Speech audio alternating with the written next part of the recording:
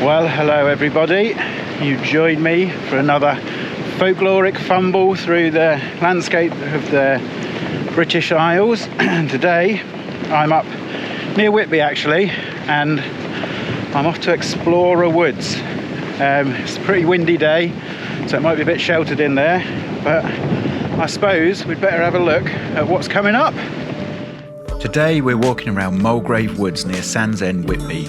This woods is home to a whole lot of history of castles and keeps and landed gents, but also that of the fantastical and of the creatures that inhabit our folklore and are still spoken about and remembered in the area's tales. We'll be crossing rivers, finding ruins and exploring this strange and terrifying story of this strange and terrifying entity known as Genie.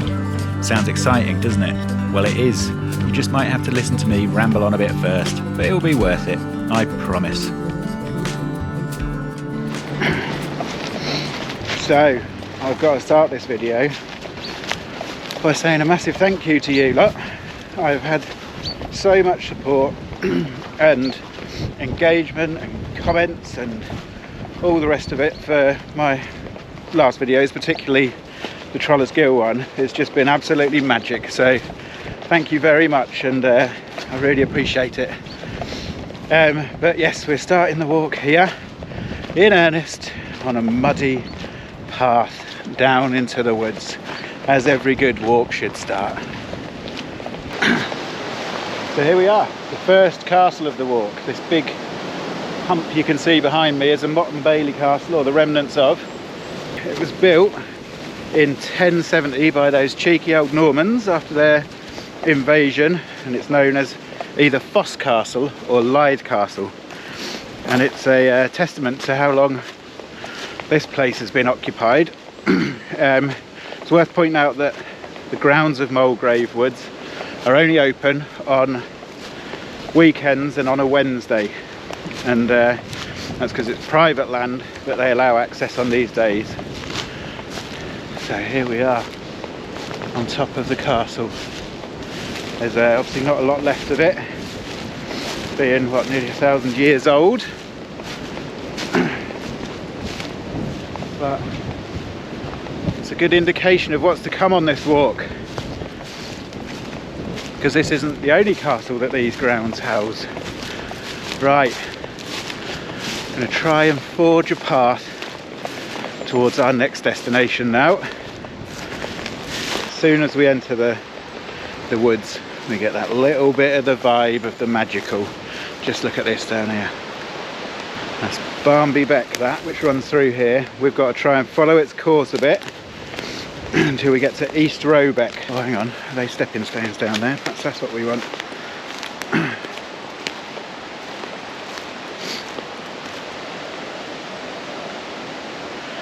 Right, I'm going to try and cross this river here, although it's quite high.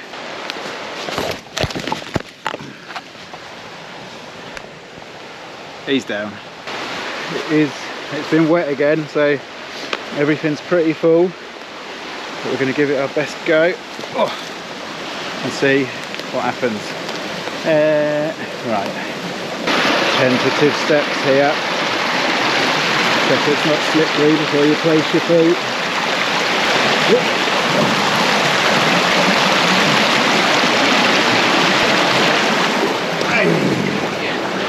We did it. Whew. Our story today: Jeannie the hag, or the fairy, or the sprite, it depends on what stories you listen to. And she was meant to live in these woods, and I mean, you can see why.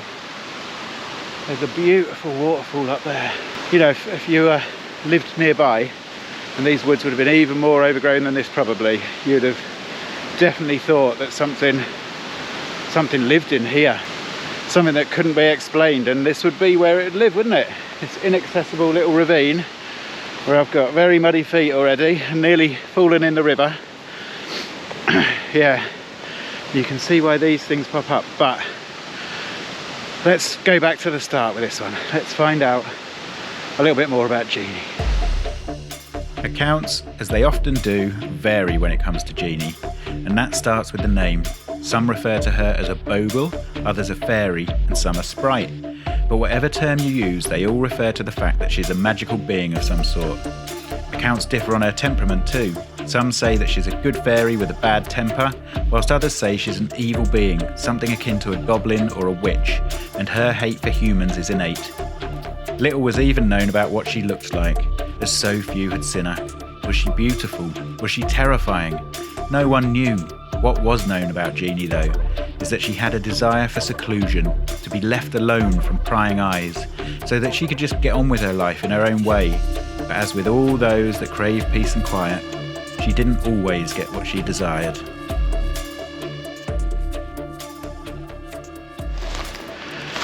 Oh yes, I like the vibe of this place.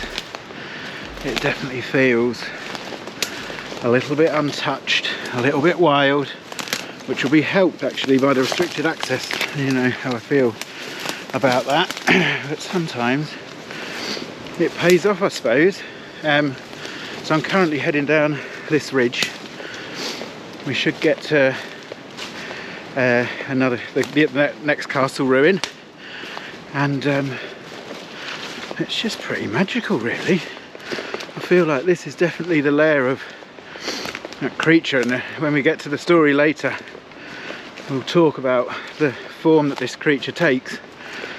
But yeah, it's really like very wild. So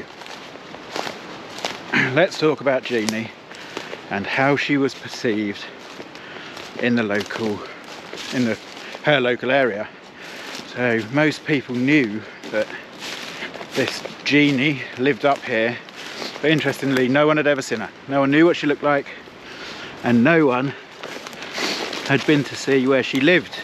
However, they did blame her for failed crops, unexpected deaths, and generally anything that would go wrong, which was quite a common thing with these Hobbs and Sprites, that they would often get the blame for things that they did wrong. I'll come to a bit of a path here, so I'm going to pick up the path down there.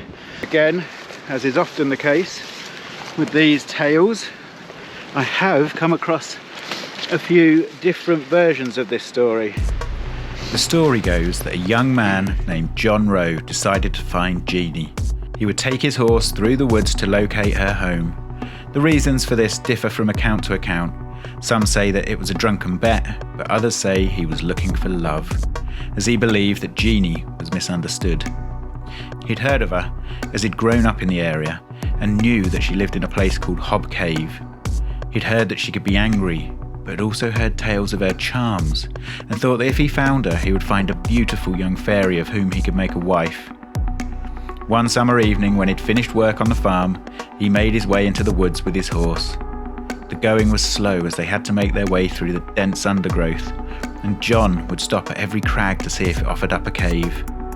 Deeper and deeper he went into the woods, the day around him beginning to close in, and the darkness of night beginning to stain the horizon. I often feel like these places where these stories take place, it feels like they breed magic, and it's interesting that there's these tales that linger on for hundreds, sometimes thousands of years, and it is definitely as much to do with the location as it is anything else, really. Again, we're in a place that's relatively hard to manage for land, so it's left untouched, and that ensures that these places live on and these memories live on, and it makes you wonder how many tales we've lost to development and all the rest of it as time has gone on. Right, I'm going to try and keep my eyes out for this castle because I don't want to miss it.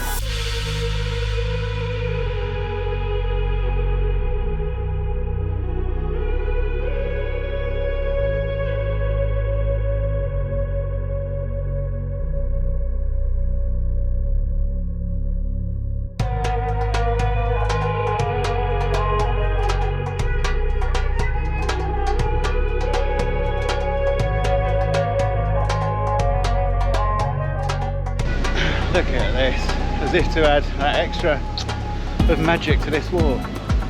You come across the ruins of an old castle, it really steps you back So this, interestingly, I think it was John de Morley. I'll correct myself if I'm wrong. It was Peter de Morley.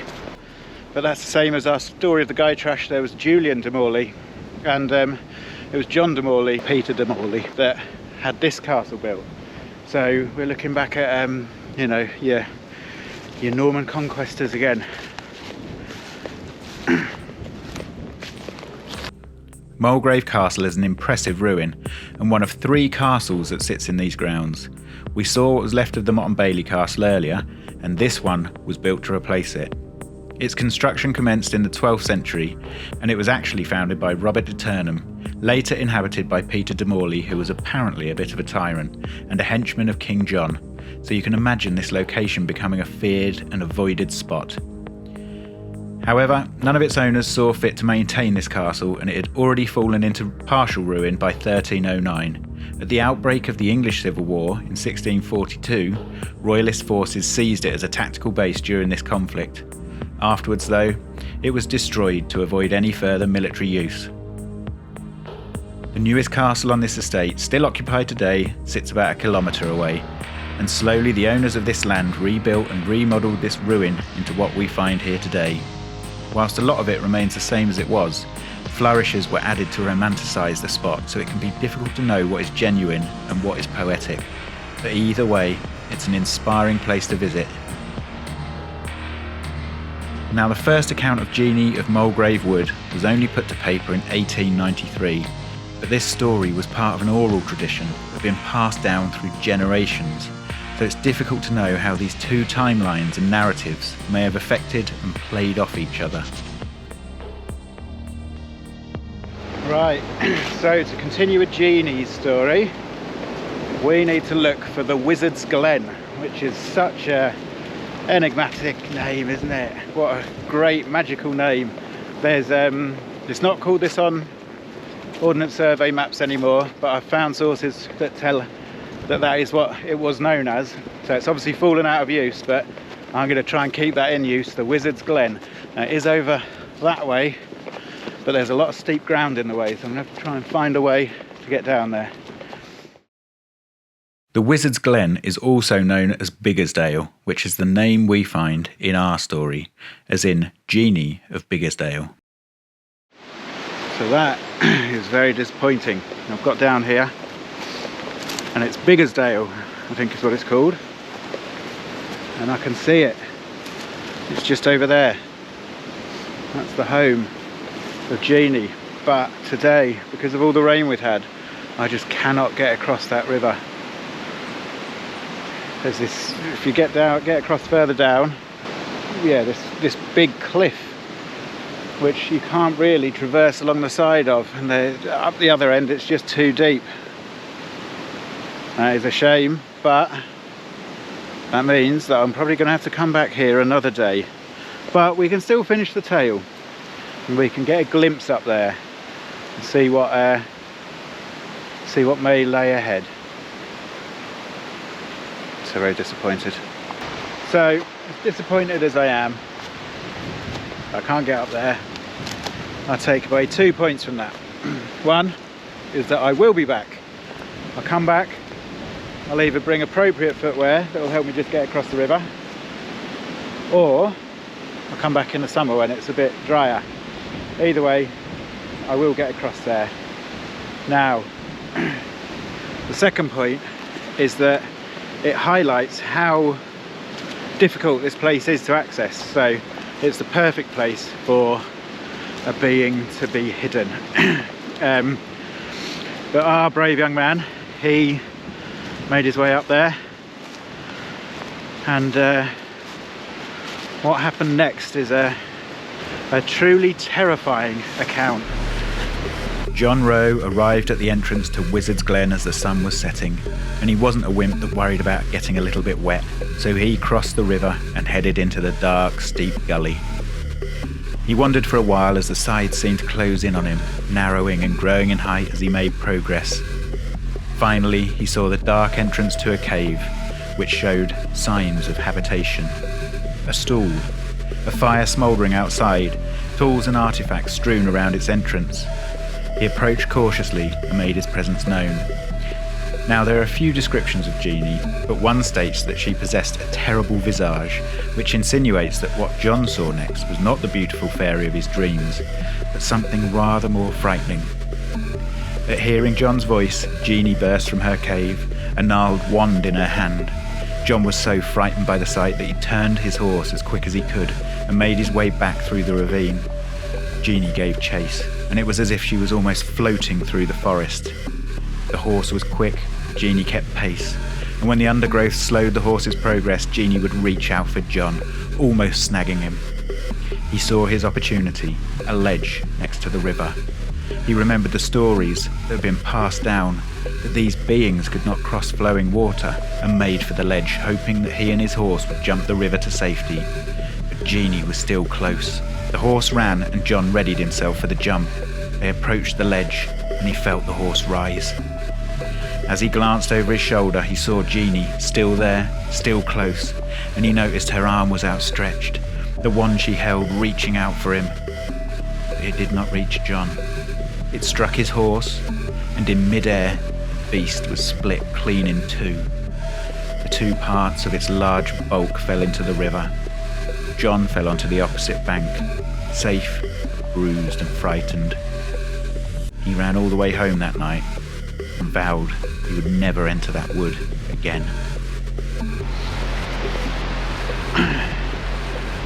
It's weird because I was just sitting there, I was thinking about the story, and all of a sudden the beck started bubbling a bit.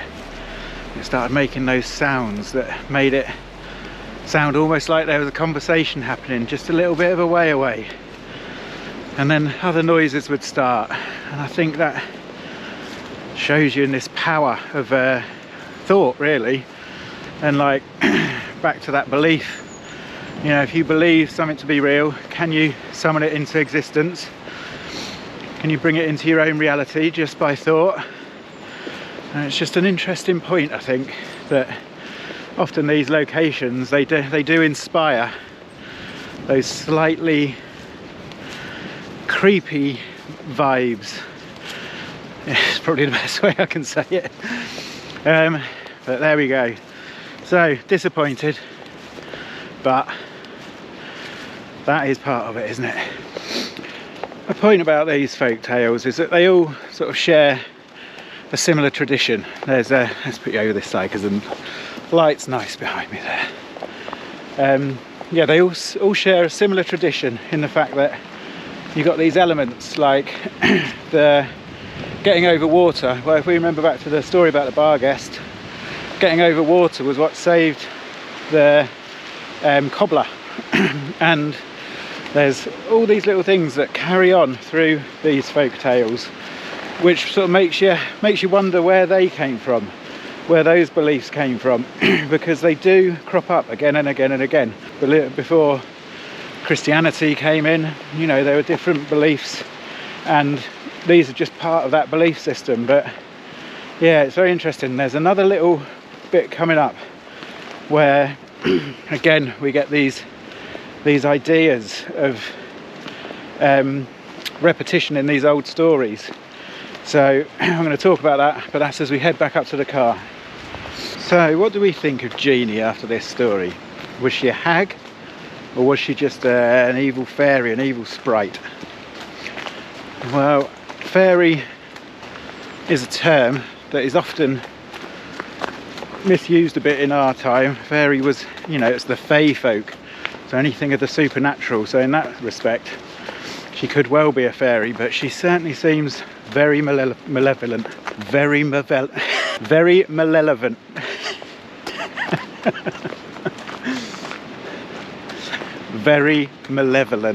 Thank you. I think after this, you know, the local farmers still blamed her for her crops dying and the cows doing, but they knew to leave her alone. And if they left her alone, they'd have more of a chance of success with how they wanted to live their life. So there we go, a little bit of the story there. Leave nature alone and it will look after you. poignant in this day and age, I'd say. So you can see Whitby Abbey just over there, and you know, it's no wonder that places like Whitby become the sort of centre for the goth and the macabre and everything a little bit weird, because this area, not just here but Yorkshire in general and the moors, so rich in that dark folklore. And if you look at Dracula, you know, it seems like his... When I say he here, I'm obviously referring to Bram Stoker, who has his Dracula enter Britain by boat at Whitby. Yes, the same Whitby that we can see on this walk. And what form does he take? A black dog, of course. The idea of Dracula coming in as a big black dog, you know, they exist here. They exist in the minds of people. They exist in the stories. So it's not a far stretch to think that he's probably read some of those and that's what he's decided Dracula is going to first appear as. So yeah, the whole place lends itself to these wonderfully creepy, strange and odd otherworldly stories, and you know, they've just got to be explored.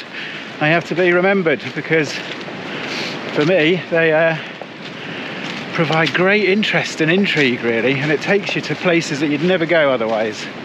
It comes back to that idea that I always have. It's like, and this has evolved through my own life, is that like, to really know a place, you start off knowing what places are called.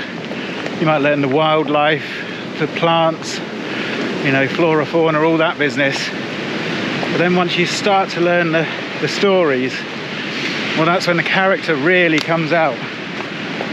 Nearly got taken out by a falling twig there. That's when the character really starts to come out for me. And all of these things add together to make just a far more interesting walk out in the countryside, or time spent out in the countryside, because you get a fuller picture, not only of what's happening now, but what has been there before. And obviously this all goes into the big melding pot to make a place what it is today, what we know it as. You know, it's no accident that however many times a year all the goths gather in Whitby. There's something about this place that draws them here. Oh, windy. Right, I mean, I just want to say again, a massive thank you to everyone who's watched and commented and liked and subscribed and all that sort of business. It has really blown me away. Like, I'm so grateful, really. You know, it's I love going out on these adventures, and I continue to do it, whatever. But like, to have some of you lot along with me, wow, that makes it all worthwhile, doesn't it? So yeah, it's taken me by a bit of surprise, really. So just do bear with me while I get myself in gear a bit. I'm going to try and upload as much as I can, because, you know, it's what I like to do, and a lot of you seem to like it as well. So I'm going to try my hardest to do that. So just stick with me for a bit while I get into the flow. That'd be much appreciated. And obviously, if you like this one, please like and subscribe. Yeah, so I've got one more stop on our little walk as yet before we finish it.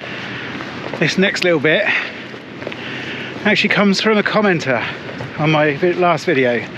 So thank you very much, and thank you for the information. And it takes place around Lythe churchyard. Now, this came after my video. She asked if I did anything on the moors, and I said I did. I've done a few videos on there, and she said that she lived here and that people have reported seeing a black dog in the graveyard.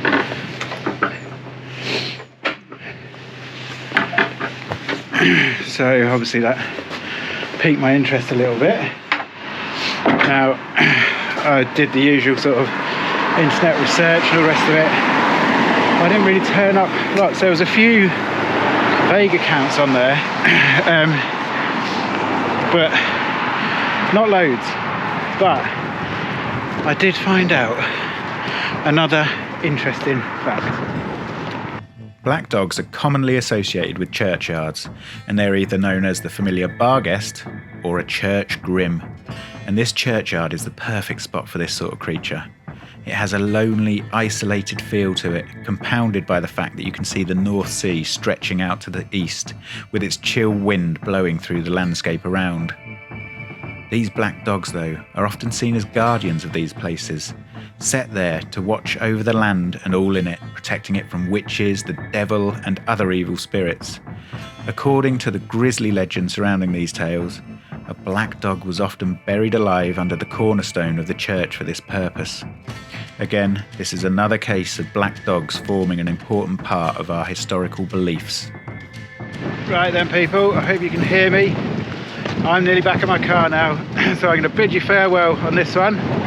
And, you know, remember, keep looking into the dark, keep asking those questions, and keep the weird walking going.